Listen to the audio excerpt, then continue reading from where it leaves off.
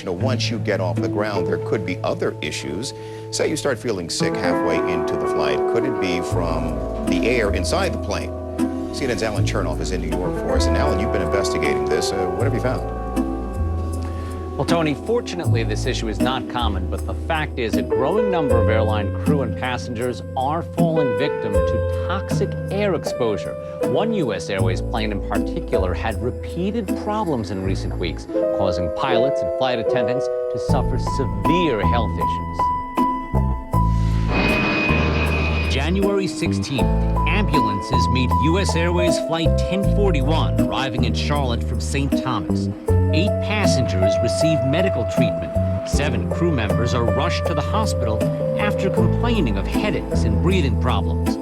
Neither the pilots nor flight attendants would speak with CNN for fear of losing their jobs. But Judith Morawski, industrial hygienist with the Association of Flight Attendants, has been talking with her union members. Headaches, confusion, some disorientation, dizziness, nausea. These are some of the symptoms that they've described. U.S. Airways tells CNN there was a leak on a seal of the right engine of the Boeing 767 that allowed toxic engine oil mist to enter the cabin. And there was a little bit of oil that seeped into that system, and that's what vaporizes, and that's what caused the symptoms of the passengers. How could engine oil mist enter the air on board a plane? Well, half of the air we're breathing in the cabin comes through the jet engines. It's called bleed air because it bleeds off of the engines, then travels through the wings and into the cabin where it mixes with recirculated air. Engine oil contains a toxin, tricresyl phosphate, that can cause neurological damage. I blame manufacturing. Carrie Williams, who is a flight attendant for another airline, says that's what happened to her after being exposed to a fume event nearly 3 years ago. She says she suffers severe headaches and tremors in her arm. It just feels uncontrollable. I can't stop it from twitching or trembling. Indeed, all 7 crew members of Flight 1041 have been unable to return to work because of their symptoms. They continue to experience neurological symptoms that impair their daily living and have precluded them from returning to flying. 2 weeks prior, the same plane, tail number 251, suffered 2 separate fume events. December 28th, Charlotte to San Juan. U.S. Airways Service Difficulty Report with the Federal Aviation Administration says a very strong odor smelling like wet socks and/or dirty feet circulated through the passenger cabin and flight deck. Crew members reported trouble breathing, itchy eyes, and stomach cramps. 2 days later, the same plane on the same route, a foul odor entered the cabin. Passengers and flight attendants were feeling faint and nauseous. U.S. Airways says hydraulic fluid was released into the bleed air system on both flights. That fluid, Skydrol, is a known irritant to the respiratory tract. U.S. Airways takes this very seriously, and we do everything to our utmost to maintain the safety of the air quality for both our passengers and our crew. The airline says the plane was taken out of service after the January 16th incident for maintenance work. When it returned to service on January 21st, U.S. Airways reported to the FAA a scorched odor like a gym or locker room filled the aircraft. Maintenance found no problems, and the plane remains in service. This is a problem that all airlines share. Indeed, flight attendants say Northwest Airlines also suffered a series of 3 fume events over the past several weeks on the same aircraft flying between Frankfurt and Detroit. That airline says, quote, "We are investigating each case of employee illness, but at this time, we cannot pinpoint a specific cause." Boeing concedes there is a chance of fume events, but the company says the air on board its aircrafts is safe and healthy. Tony? And Alan, more generally, how often does this kind of thing happen? Tony, there has been a study done for the British House of Lords, and that study found that there is a fume event 1 out of every 2,000 flights. That doesn't mean every one of those events has oil coming into the cabin, but some sort of contaminant coming in. And who is most susceptible? I've got a good guess here. Who's most susceptible to this bad air? Well, the folks who are on the planes all the time. So we're talking talking about the pilots and the flight attendants. They are definitely most at risk here. Alan, appreciate it. Thank you. In the early part of 1999, a website under the name of www.carnicom.com was created to call attention to the unusual events and effects surrounding aircraft activity over the southwestern desert skies of the United States. The developer of that site was a generally quiet and conservative former federal employee with no political or environmental notoriety. Within a matter of days, it was apparent that this site was immediately drawing attention from a broad host of high-level government and military agencies, defense contractors, research organizations, chemical and pharmaceutical companies, and health organizations. This interest was documented on this same site for a period of several months, by which time an obvious pattern of monitoring the developing research was apparent. Over the next few years, a glaring disparity had evolved. On one hand, a high level of monitoring of documentation, sampling methods, research, analysis, and disclosure efforts was now documented. On the other, a campaign of continuous dismissal of the significance of the issue and a refusal to investigate was conducted by those very same visitors. You are now seeing a small sample of these frequent visitors and monitoring agencies and companies, such as the Pentagon, multiple Air Force bases, the United States Senate, aircraft manufacturers, pharmaceutical and drug companies, national security, intelligence and emergency agencies, weapon and defense system contractors, research organizations, and the media. The United States Air Force is now on public record as declaring that the entire subject of this documentary is a hoax.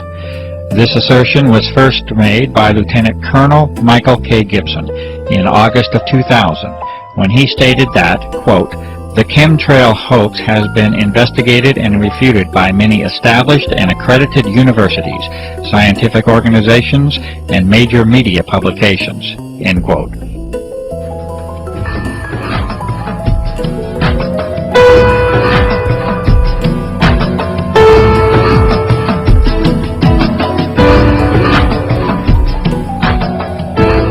Since the beginning of 1999, a series of more than 36 scientific, physical, observational, and analytic methods have been used to examine the dramatic alteration of the atmosphere that has taken place.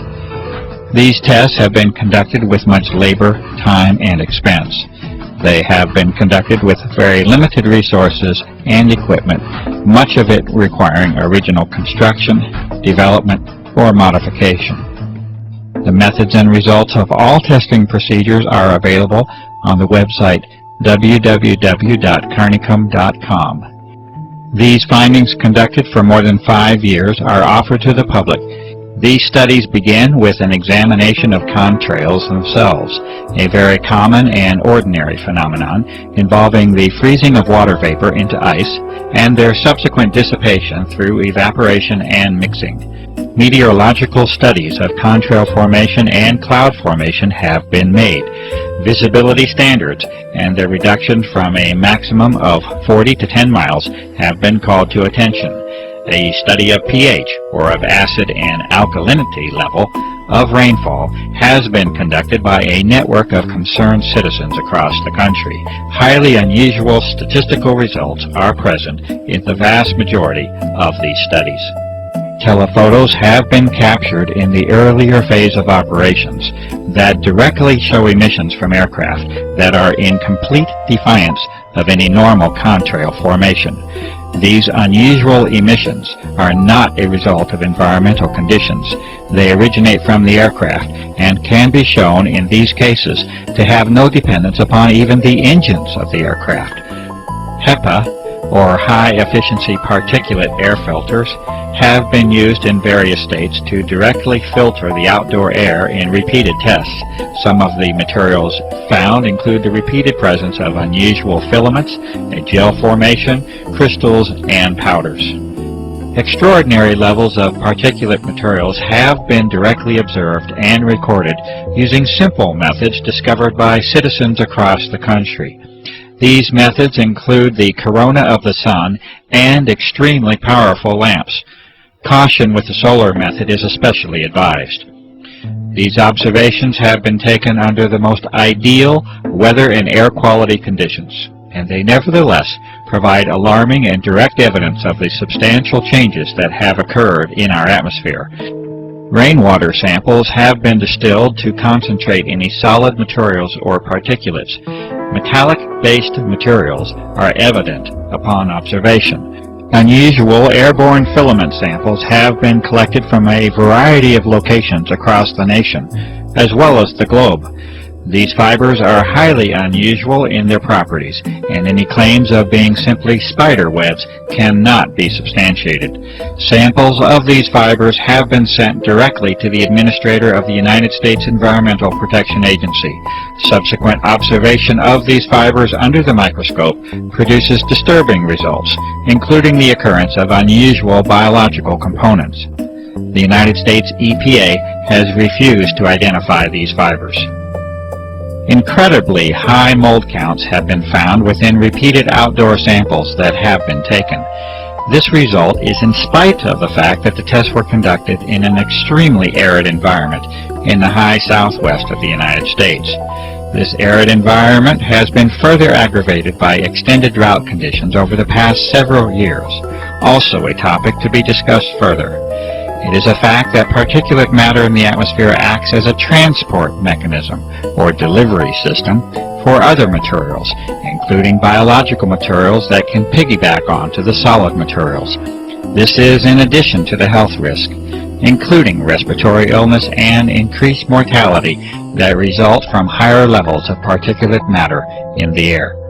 It is also a fact that must be reported, despite the disturbing and alarming implications, that unusual and unexpected biological components have been repeatedly identified in a variety of atmospheric samples across a wide geographic area using a variety of techniques. The fibrous material sent to the United States EPA is especially unsettling, as it was later shown to contain biological components under the review of a medical professional. For those who might think that biological aerosols have no precedent, it might be worthwhile to read carefully the documented U.S. Senate hearings held in 1977 entitled Examination of Serious Deficiencies in the Defense Department's Effort to Protect the Human Subjects of Drug Research, along with the contractors that are enumerated within that report. A variety of electromagnetic devices have been developed and used. This investigation has resulted from the plausible hypothesis that the atmosphere has now been modified into what is called a plasma state, or an electrified gas. Testing has produced a variety of indications that this hypothesis is indeed correct, and that the atmosphere is regularly being used for electromagnetic applications. ELF energy is of special concern because of its direct connection to the health aspects of the electromagnetic nature of human beings. Artificial pulse energy appears to now have been detected on a variety of occasions, and evidence indicates that it is now a part of our unseen environment. Electrolysis methods have further confirmed the existence of unexpected ionizing metallic salts within our atmosphere. Radar anomalies also continue to point to the presence of an altered electromagnetic environment. The testing and sampling methods and results that you have just witnessed are necessary due to the abject failure of the public environmental authorities to respond appropriately to the many requests for investigation that have been made by countless citizens. After confronting the reality of the changes that have been made to the planet, it is a natural question to ask, why? Why would anyone want to? And who would want to alter the very air that we all breathe? The answers, especially as to why, do not appear to be simple or restricted to a single purpose. The more that is understood about the nature and potential of the operations, the more complex the picture appears. What can be done, however, is to use the vast body of evidence that has been collected at a grassroots level to make interpretations that are at least consistent with this data. This has been done, and there are now 5 major areas of endeavor that are in agreement with the observations, data, and analysis that extends for more than 5 years. These are: number 1, environmental engineering, modification, and control; 2, electromagnetic operations; 3, military operations; 4, biological operations; and 5, planetary and geophysical change itself. These areas are not mutually exclusive to one another. There is an overlap that can make it difficult to discern where one program may start and another end. It is quite possible that any, and indeed likely that many or all of these operations are being conducted concurrently. What can be done within this brief segment is to explain how and why these types of programs are consistent with the broad spectrum of evidence that is now available to examine. First, with respect to environmental engineering, modification, and control. The evidence now shows that the very physical nature of the atmosphere has been changed. The best information leads to the conclusion that a hygroscopic or water-seeking salt is a dominant component of the aerosols that have been introduced. It is also an observation that has been confirmed over and over, and this is that the operations frequently, if not usually, are conducted in advance of approaching moisture and storms. These salts have the usual effect of locking up that moisture with the solid particles, and to generally reduce the impact of, frequency of, and the amount of moisture that reaches the ground. This is one of the simplest interpretations that can be made that is supported by countless observations, and this is that the moisture levels of weather systems have been altered. It may be no coincidence whatsoever that drought is now commonplace and widespread, and that the moisture of the planet is becoming an increasingly precious and sought-after resource. There are those who make claims that the aerosol operations have an intended, benevolent objective to mitigate the effects of global warming. It is also apparently accepted within that same claim that it is best that such an intention not be internationally discussed in public, and that you are best off not knowing about it.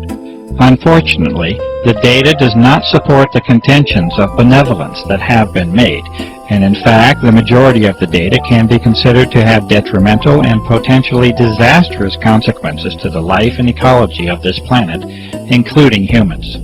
Furthermore, the vast majority of elements and substances under examination will actually increase the heat levels of the lower atmosphere rather than decrease it when they are placed into it. This is exactly what the observations themselves support, and that is that drought conditions are exacerbated and aggravated by the introduction of the aerosols and not mitigated, as many might choose to believe. In addition, there are many more complicated aspects of environmental control that are possible with the use of conductive aerosols, including the modification of the electrical nature of the atmosphere, as well as thermal instabilities induced by interactions with the magnetic field of the Earth. Storms depend upon the electrical exchanges that take place within the atmosphere.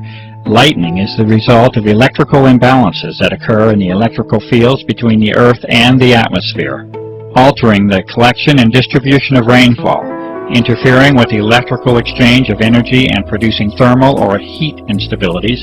All of these point to a very realistic assessment that environmental modification and control is likely a fundamental agenda within the aerosol operations. The United States Air Force has publicly disclosed a doctrine of owning the weather by 2025, and many have good reason to believe that such objectives have in part already been accomplished. This brief introduction to this topic only considers impacts upon the atmospheric shell, literally an eggshell of life that surrounds this planet. Understanding the full environmental impact, including the soil, the seas and lakes, the flora and fauna, the agriculture that sustains us, can only lead to an ominous portent of environmental change that we must pay the price for with our apathy.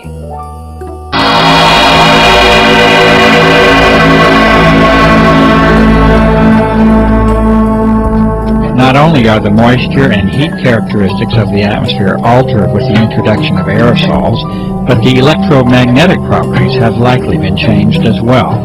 An ion is a charged electrical particle, and all of the data supports the claim that massive amounts of easily ionized particles are another important part of the grand geophysical picture. There are some elements that can actually become charged with the energy from ultraviolet light and even visible light in some cases. Barium is one such element that falls into this category. The implications of being able to modify the atmosphere electrically and magnetically are enormous, and a variety of physical methods that are used to transfer, manipulate, control, and propagate energy in that medium must then be considered. As an example of how a small change can produce a major effect, consider the following statement from Lancaster University in the United Kingdom on the topic of the ionosphere. Quote, "Although less than 1% of the upper atmosphere becomes ionized, the charged particles make the gas electrically conducting, which completely changes its characteristics. The ionosphere can carry electrical currents as well as reflect, deflect, and scatter radio waves." Unquote. What we see, therefore, is that a small change in the electrical properties of the atmosphere, be it the upper or now lower atmosphere, completely alters the way in which that shell around the Earth can be used. This concept introduces us to the topic of plasma physics, which may be more in the grasp of common understanding than might first be believed. Most of us are familiar with a neon or fluorescent light tube. This is a perfectly common example of what plasma physics is about. In that tube, there is an ionized gas, and energy can easily be sent through that tube to produce the effect of light in that case. A plasma is an electrically conductive gas. This means that there is a source of ions and electrons within that gas, and that these electrons can be used to carry current. We have seen that it takes very little change to produce a large change in the electrical properties of that gas, and the effectiveness of energy transfer and accumulation is governed primarily by the number of electrons that can be introduced into it. The term that describes this is electron density, and it becomes increasingly important in our understanding of the likely goals of the aerosol operations. Multiple measurements of atmospheric conductivity levels, extremely low frequency and very low frequency radiation, as well as magnetic variations, support the claims made that the basic electrical properties of our atmosphere have been changed. These two physical properties alone that have been mentioned, that of thermodynamic and electrodynamic change, have the prospect of changing our world so much that even the most conservative of environmentally aware individuals should be aware of the prospect for disturbance and damage. Changes in heat and energy are at the foundation of the life of this planet and all those who dwell upon it.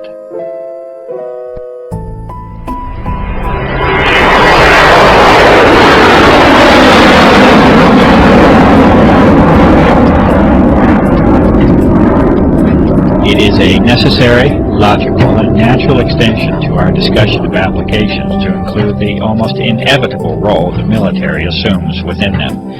Indeed, the dichotomy of extreme, sustained, and continuous interest and monitoring of the aerosol research by the military and intelligence complex, juxtaposed with the public declaration by the U.S. Air Force that this entire subject is a hoax, is curious enough that many of us may wish to seek the truth of the matter.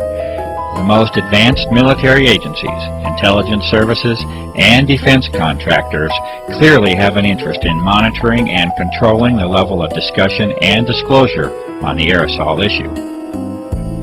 The tools of research and analysis must therefore be used at least in part to compensate for the lack of openness that now shrouds this democracy under the guise of national security. A glimpse into the military window has been achieved, and a central theme will eventually emerge, and that is of control. Control in the deepest and far-reaching sense that you may imagine. For when the atmosphere of the planet is controlled, life itself, in the end, is controlled. With a basic knowledge of plasma physics, that is, the physics of an energized gas or atmosphere, It is impossible to proceed further without at least a brief introduction to the HARP facility and technology. HARP, or High Active Auroral Research Program, is operated by the U.S. Air Force and is claimed to be simply a research facility.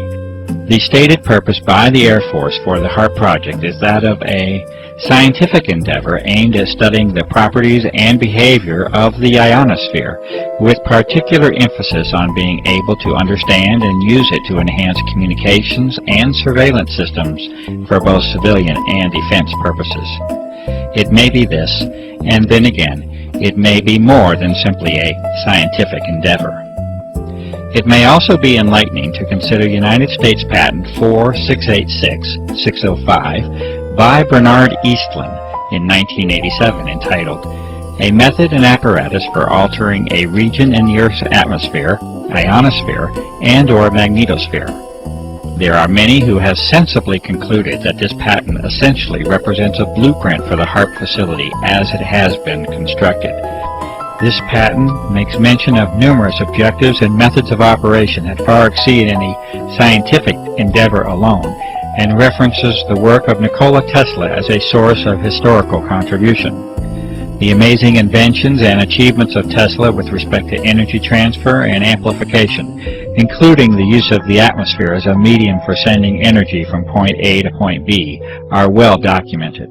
The documents of Tesla were eventually confiscated at the close of his life, especially as they related to military matters, and he is generally now accepted as an unrecognized genius. The current incarnation of ionospheric heating is able to, according to Mr. Eastlund, put unprecedented amounts of power in the Earth's atmosphere at strategic locations, and to maintain that power level with the pulsing of energy. This patent also recommends the use of large clouds of barium so that ionization by sunlight will increase the electron density within the plasma environment. Testing and analysis does now positively indicate the presence of unusual levels of barium, a toxic element, within atmospheric samples. The amount of power inherent in the design of the HARP project is further indicated by Mr. Eastlund stating that the present invention can be formed to simulate or perform the same functions as a detonation of a heave-type nuclear device without actually having to detonate such a device. A heave weapon has the effect of lifting the magnetic field of the Earth itself and involves the expenditure of massive amounts of energy. The patent is further stated to have numerous military implications, including the enhancement of or interference with communication and guidance systems, including those of airplanes and missiles, radar interference, missile destruction, weather modification, material transport of micron-sized particles, and molecular change of the atmosphere are each mentioned as further applications of the patent design.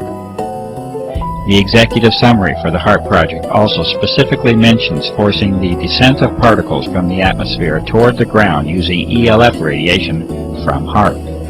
Clearly, environmental modifications, the electromagnetic transfer of energy, and military operations of global impact are already in sight from the existence of these aerosols within our atmosphere.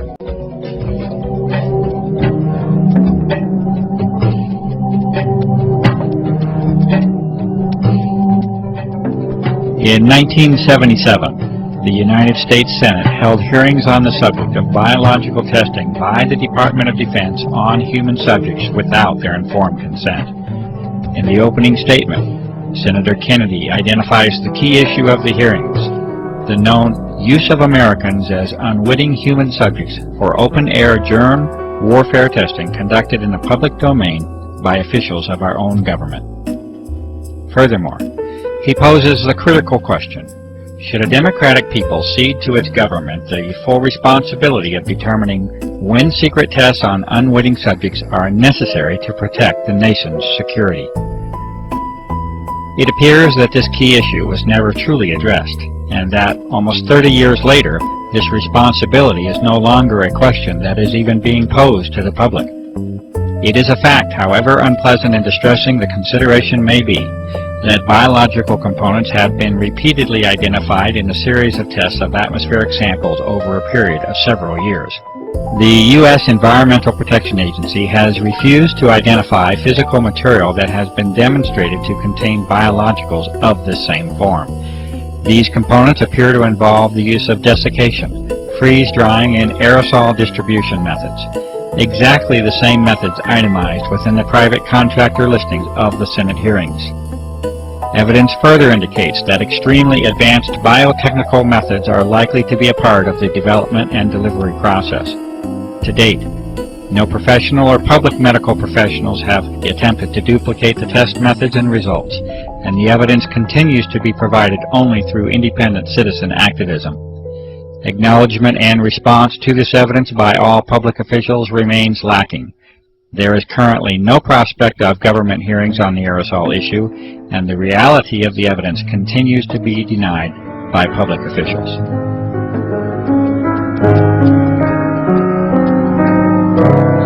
And lastly, although more conceptual in nature than our earlier discussion on environmental modification, electromagnetic, military, and biological aspects of the aerosol issue, it is not unreasonable to consider interactions with the Earth as a whole. It is not impossible that there may be connections between the energy levels of this altered plasma of the Earth and geophysical processes, including Earth changes. There has been increased attention in recent months by prestigious scientific organizations, mainstream media, and the Defense Department itself on dramatic Earth changes that are foreseen in a not-too-distant future. These discussions center on major climatic change and geophysical field changes, such as the magnetic field. Under disclosure is the likelihood that these changes occur much more rapidly than was previously supposed. It is at least a theoretical reality that a plasma sheath around the Earth can accumulate energy. This originates from the combination of increased electron density and low-frequency energy propagation. There are many questions that can be asked as to how and if this energy can be harnessed to affect the Earth. The many abnormal Earth changes already on the record during the recent years certainly offer a motive for examining the energy transfer between the Earth and the now altered atmosphere.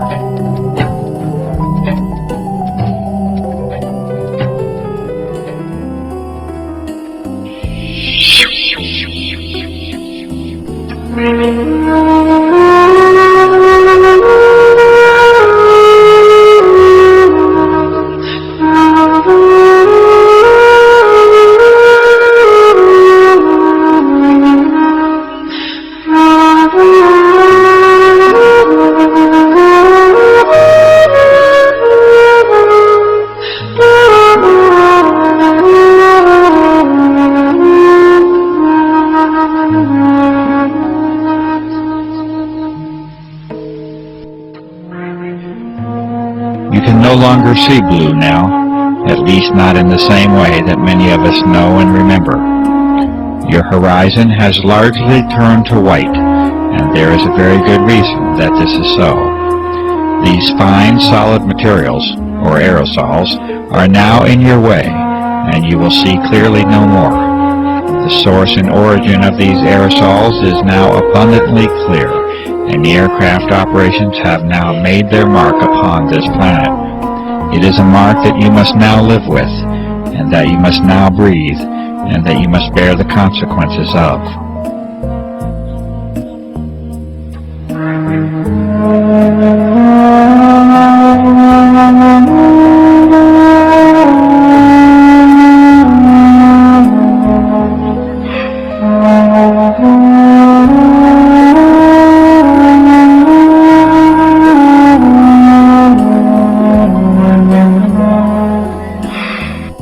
That is, unless we all become aware of the level of damage that has already been done, and unless we act together to reclaim our planet and its atmosphere. These images were taken in what was once one of the cleanest locations on the Earth, and that is the high desert of the Southwest. You may now see for yourself the daily reality of your existence, and it is a sad change that we have allowed to occur. Please, remember the color blue.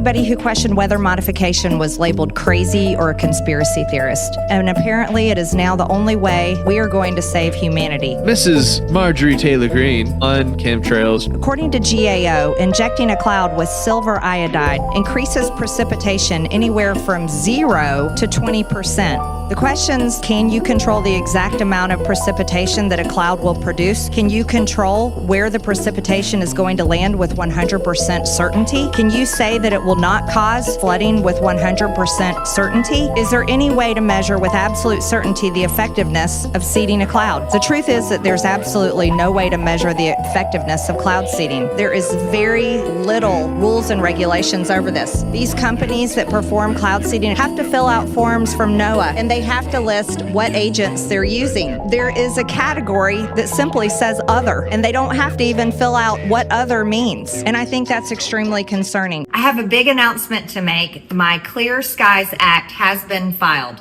This is my legislation to ban weather modification and geoengineering of all kinds. Finally, we can really take the fight in Washington to protect our skies, protect our water, protect our atmospheres, and most of all, protect our families. Thanks for your support, everyone. Look for my legislation, the Clear Skies Act. What are these lines in the sky that we have all seen? They're sprayed particulate dispersion. Bottom line is, when we have up-close film footage of these aircraft at altitude with nozzles visible turning dispersions on and off, this is not, quote, condensation.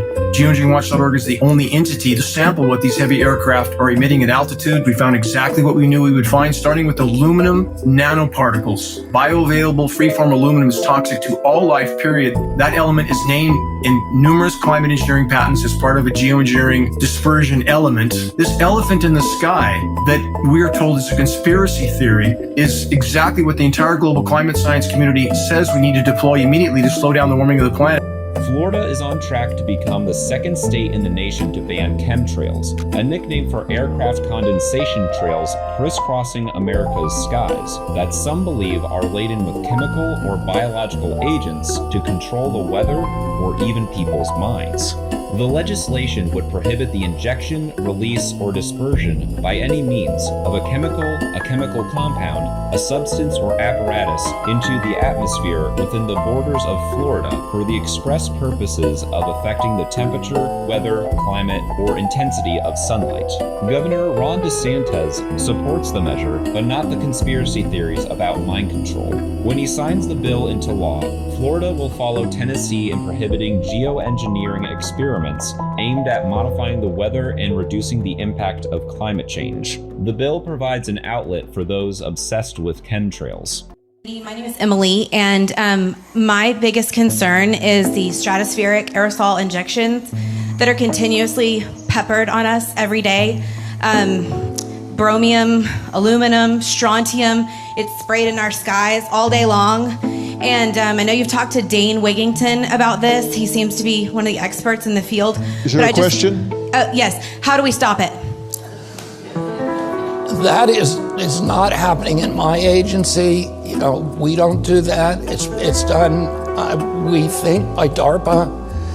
And a lot of it now is coming out of the jet fuel. Yes, so, you know, those materials are put in jet fuel. I'm going to do everything in my power to stop it. We're bringing on somebody who's going to think only about that, find out who's doing it, and holding them accountable. Yes, sir. Turns out that, you know, the vaccines were developed not by Moderna and Pfizer. They were developed by NIH. The patents are owned 50% by NIH. Nor were they manufactured by Pfizer or by Moderna. They were manufactured by military contractors. And basically, Pfizer and Moderna were paid to put their stamps on those vaccines as if they came from the pharmaceutical industry, but you know, that's not what they were doing. They were coming from, you know, this was a military project from the beginning. Would not intentionally spray my children or family with toxic aerosols, but as you must know, 80% or better do not have any family or children.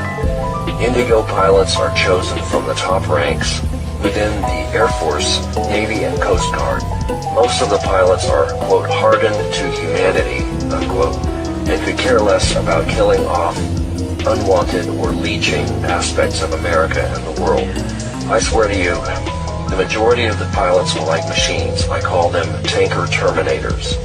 We are paid more than any other pilot for our service, other than Air Force One pilots who make as much or more and are kept in a dark secret world for their own protection. Delta 9230. Delta 1692, Albuquerque, safe speed.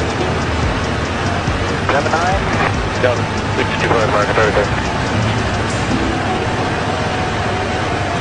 Albuquerque, Falcon 204, Charlie Whiskey 390. So let's go to the next thing. Is there anything when you drive in LA, you'll see the downtown black clouds. You'll go over the not even the 4 or 5 freeway. It's not the 5, but one of the freeways you go down, 2 freeway, and you'll see the cloud. You're like, whoa, look at the cloud in LA, black, dark, nasty, right? Okay. The preventing of future fires. What can the EPA do? Because this isn't good for the environment anyways, right? So this kind of falls under the EPA. What can we do? A sort of technology, maybe incentivizing and saying any entrepreneur that comes out with a technology, because look, we're going to talk about what's going on with Iran right now, with cloud seeding and what they're doing. It's similar to what they did with Dubai. And we used to say, no, that's conspiracy theory. There is no such thing as cloud seeding. That's BS. Dubai did it. California did it. Iran did it. Iran's in floods. We'll get into that. Can't we create a technology that incentivizes entrepreneurs and say, if you're able to find a solution for fires, we are willing to give X, Y, Z to accelerate the process of eliminating fire? Because, anticipation is one, and then prevention is better than, while you're in it, let me go get helicopters coming back and forth. What can the EPA do to prevent more of these big fires from happening? So we've been working on it this year, working primarily with the Western governors, and I've met with them multiple times in D.C. They had a gathering in New Mexico, and meet with them individually as I've traveled to their states. The way the system was set up under the Biden EPA is that they are discouraged, they are disincentivized from engaging in controlled burns, prescribed fires. They are punished for doing it because when they do the prescribed fire, it releases particulate matter into the air, and then that community, that state, will end up in non-attainment. And if they end up in non-attainment, then the consequences include loss of federal funding and more.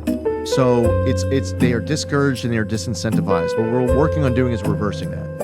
We want to incentivize these states to engage in forest management, these prescribed fires, these exceptional events. So on March 12th, I announced so much deregulation in one day. It was, if you were an energy and environment reporter in Washington, D.C., you got a press release from me once every 5 minutes for 2 hours, just announcing different deregulatory actions. And multiple press releases that were included in that day's announcement included different aspects of what I'm talking about here to encourage and incentivize states to lean into prescribed burns and forest management.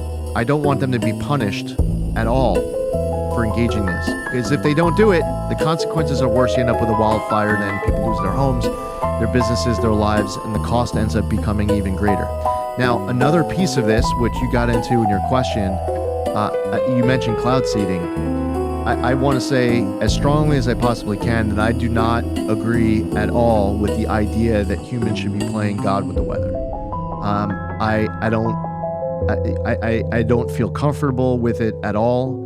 I don't feel like it's studied enough. And by the way, when it is studied, I don't like the idea at all of it being studied outdoors as opposed to being studied somehow indoors. Now, I would say for the now, some states have legalized cloud seeding. Some U.S. states have legalized cloud seeding. They believe in it. Which ones are these? The list might be. Maybe there's would it be more 9 or red, or would it be a combination of both? It would be a mix. Would it be? Interesting. Yeah, and what's the argument? What's the reasoning behind it? Because I think DeSantis came out and said there's none of that going on in Florida. Okay, so there you go. So we're calling. So you got There's Colorado, about 9 or 10 California. on that list, right? Interesting. The fact that Texas is on there. Nevada's on there, and California's on there. Huh. Yeah, it's a mix, right?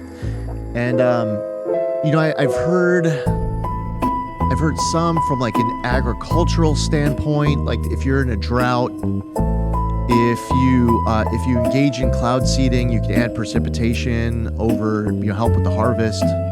So you don't lose that season. I've heard it be mentioned in the respect of ski slopes and being able to produce precipitation, so you have a natural powder going onto the ski slope. I've heard it mentioned from that respect. But I'm just not the right person to be able to defend the practice. Now, as far as federal agencies go, this is primarily NOAA as the lead. I mean, some people would look at EPA, they look at FAA, look at some of the other agencies. There's different types of geoengineering and solar radiation modification and stratospheric aerosol injection and marine cloud brightening. And it's like there's all different kinds of ways to engage in geoengineering. I would say for the people who are out there who care about the topic, it is very, very important to communicate about it accurately. And I think that one of the things that have undermined people who have been active in this space is they'll say things that just aren't true. Like if you walked outside and you saw a line come out of the back of an aircraft, and you're like, oh my gosh, we really need to stop this stratospheric aerosol injection that I'm showing you on my X page. Like that is just, that's not stratospheric aerosol injection. Now, there is an entity that we know of that puts sulfur dioxide into the upper atmosphere, and they do it a very low quantity. It really doesn't even accomplish anything. It's more a fundraising operation to raise money. Maybe they could scale up. But you kind of wonder whether or not these are people who are like far left or like they're just punking everybody. Because it's like, how do you, in the name of combating climate change, put sulfur dioxide into the upper atmosphere? The only requirement that they have is to notify NOAA that they're doing it. It's not, they don't have to ask for permission. They just tell NOAA, I'm going to put sulfur dioxide, is one entity I'm talking about, it's called Make Sunsets. They put sulfur dioxide into the upper atmosphere, and all they have to do is notify NOAA. So something that Congress can take a look at is statutory obligations to tell an agency that they want an agency to regulate, that they're telling these entities that they want these entities to obtain permission, that these that an agency or agencies would have the ability to be able to regulate it more than just receive a notice. But getting back to the way that we communicate it publicly, one of the most controversial one, like step on a third rail and make people happy or sad to hear me say it. That line that's coming out of the back of an aircraft, there are a lot of people out there who think that this is the United States government engaging in population control. Like they think that the federal government is like you look up, you see all these lines, and all these different agencies are just poisoning the population. That's not what you were looking at. And you have the way that these engines work.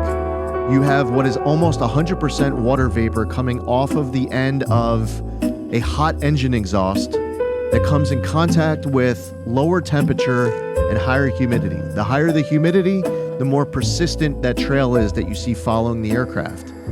Now, if we want to talk about what that is that you're looking at as far as the line in the sky, let's just be accurate about it. And one last thing I'll mention too, it's also important that you're amplifying real pictures, real videos. And there's a lot of real pictures and real videos out there. I'm not saying that everyone who's posting on it that they're putting fake stuff out. But there's also in this world of AI, I see on social media people rallying behind, sometimes it's an account with following, a video or a picture that is just not accurate. So communicating accurately, speaking truth, using the right terms, I think can advance this conversation and this debate much further. And no, the United States government is not engaging in population control. I've asked all the questions, by the way. I actually came in and I told, with all the meetings that I had earlier this year, I said, I have a whole lot of questions. These are questions from the American public. Everything that you tell me, I'm going to be putting on my website. There's nothing that you're going to tell me that you're going to be like, oh, well, that's just our little secret. Like, there's nothing I will know as EPA administrator that I'm not going to communicate publicly on. But I had a lot of questions on behalf of people, and I will continue to ask those questions and know the EPA does not engage in those activities. And NOAA doesn't, and FAA doesn't, and the others don't. The U.S. government does not engage in this. When we set out to create a shoe that blends comfort, function, and luxury, we had the choice to make it fast. We had the choice to make it cheap. We chose neither. Instead, we chose Tuscaniera. We chose true Italian craftsmanship, each pair touched by 50 skilled hands. We chose patience, spending 2 years perfecting every detail, and we chose the finest quality at every step. Introducing the Future Looks Bright collection. Not rushed, not disposable, not ordinary. Rather, intentional, luxurious, timeless.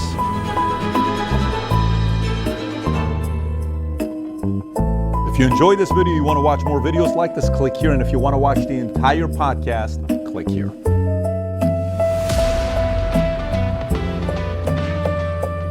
Now recognize Mr. Cloud from Texas for 5 minutes of questioning. Thank you all for being here. I think most people, back home tuning into this would first of all be shocked to find out that maybe some of the suspicions, like weather modification is one of those things that's like not really been talked about. And people are like, is it happening? Is it not? I don't know. I see things online. And they come to find out like, okay, this has really been happening for decades. This is not conspiracy theory. This is like fact. There's businesses involved in doing this. And that brings up all these questions about how is this happening? How is that permitted? Is any business just able to go out and, hey, I want to modify the weather in my area because I want rain? Well, what about these people who don't want rain? And where are those lines and how does that work? And then there comes the liability side of this. Recently I'm from Texas, and so I was there at Kerrville when the tragedy happened, and everybody was concerned. Some cloud seeding happened a couple of days prior. I'm not a meteorologist, you are, and Mr. Martz, and I guess there's an understanding that was too far away, I guess. But it does bring up the question about liability, and if it was, would the business be liable then or not, and all these questions. I was wondering, Mr. Pelkey, if you could touch on kind of those thoughts and what the current framework is, and just kind of give us a 101 for the citizenry in a sense. Yeah, let me say, I've been aware of weather modification all my life. My dad was a meteorologist. Yeah, but you're involved in this, right? And so when I was preparing for this hearing, I looked at the NOAA database, and I was, shocked to find there was more than 1,100 reports in that database, covering the last 10 years or so. So weather modification is ongoing, and the reporting is not particularly good. Assessing the effectiveness is not good, and that leads people to ask questions. So if we go back to Project Cirrus back in 1947, I think it was Hurricane King. It started dissipating, and then it took a left turn and then struck the U.S. It's a natural question when someone intervenes in a system to say, did your intervention cause this bad thing to happen?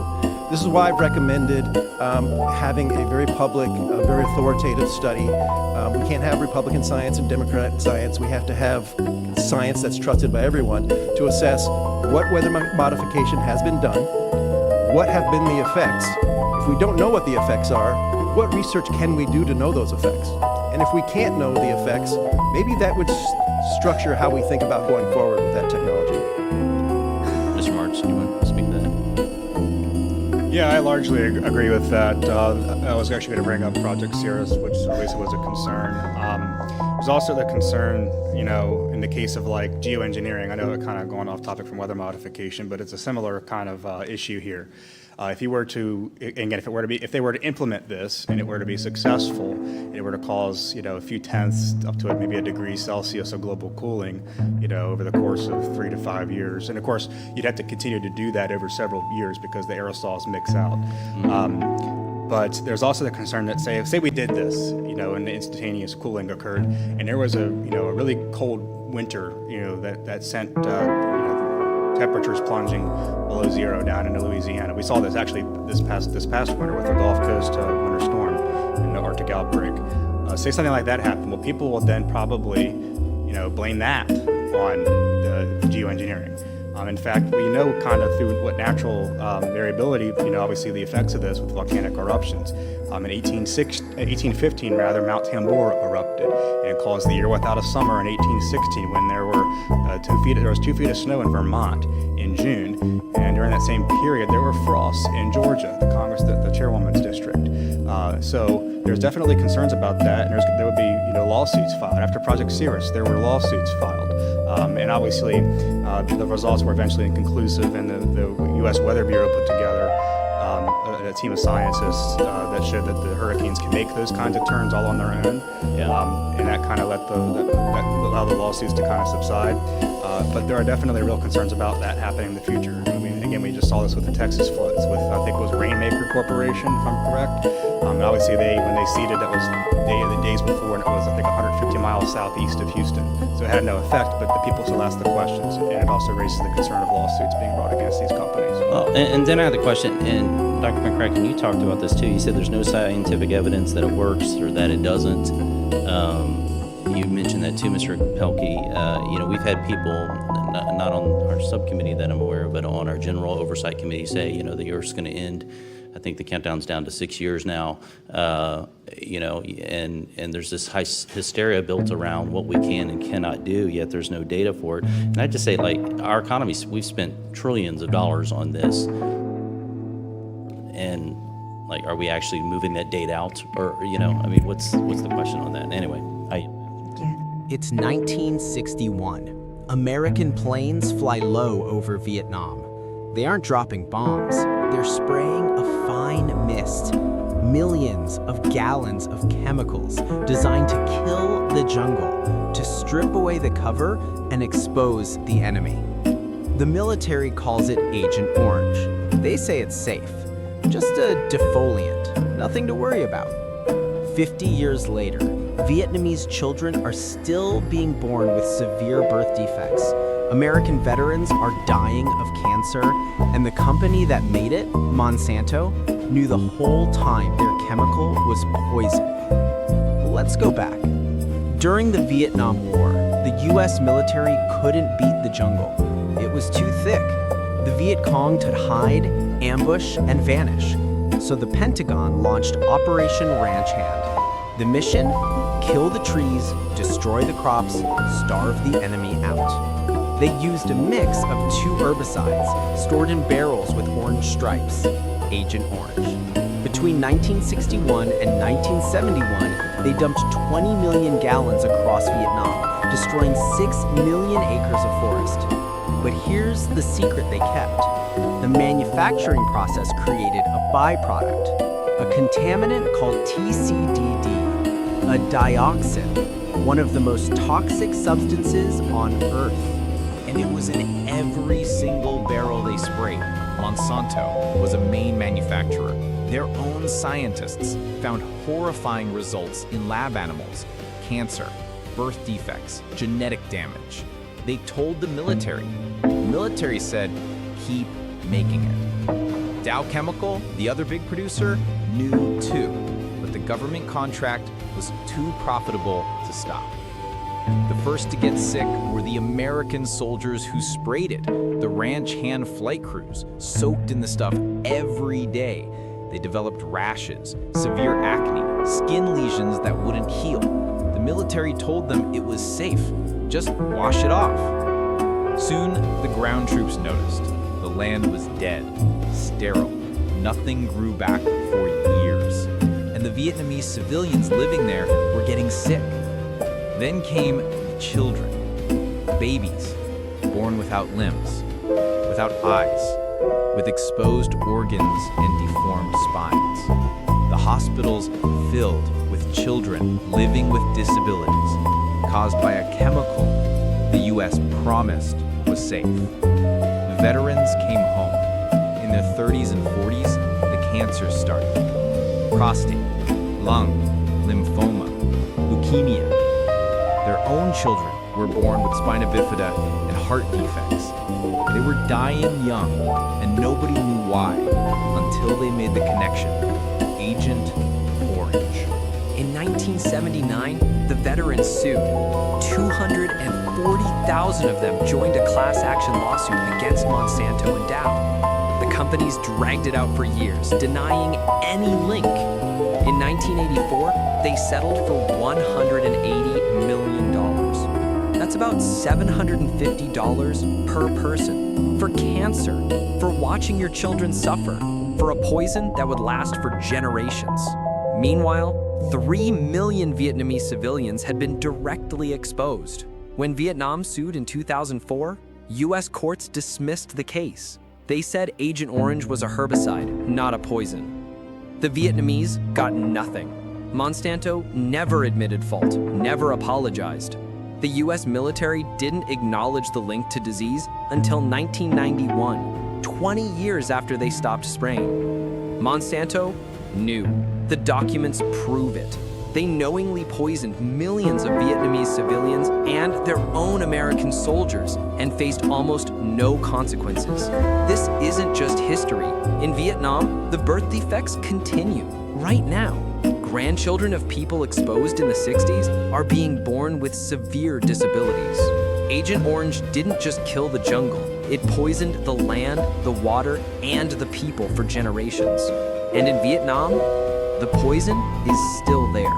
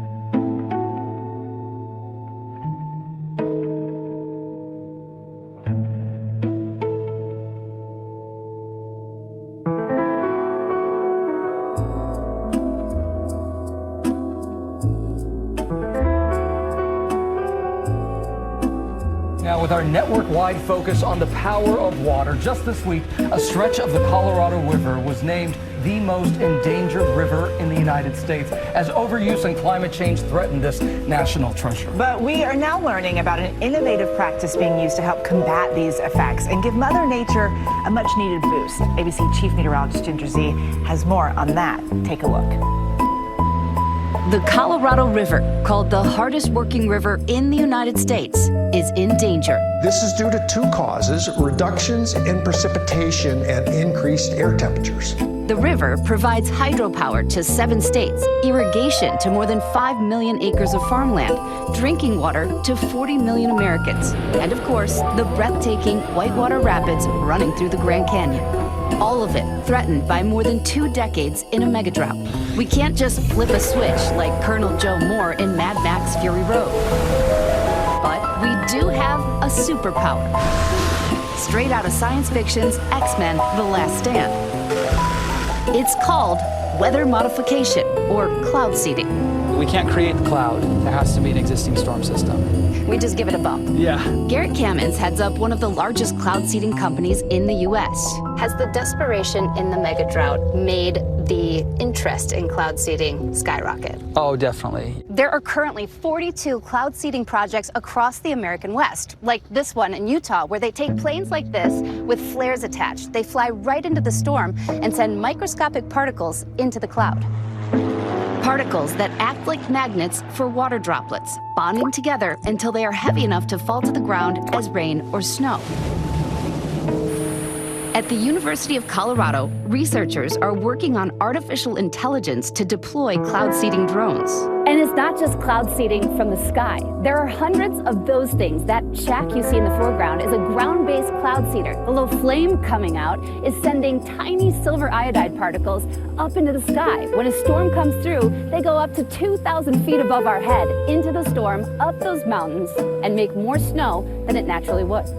While cloud seeding has been helping get every last drop out of some of the driest years on record, this past winter, Mother Nature came through.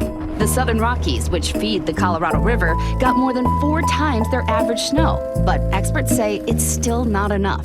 As much as cloud seeding is a boost or a help, it's not a solution. The main solution is conservation.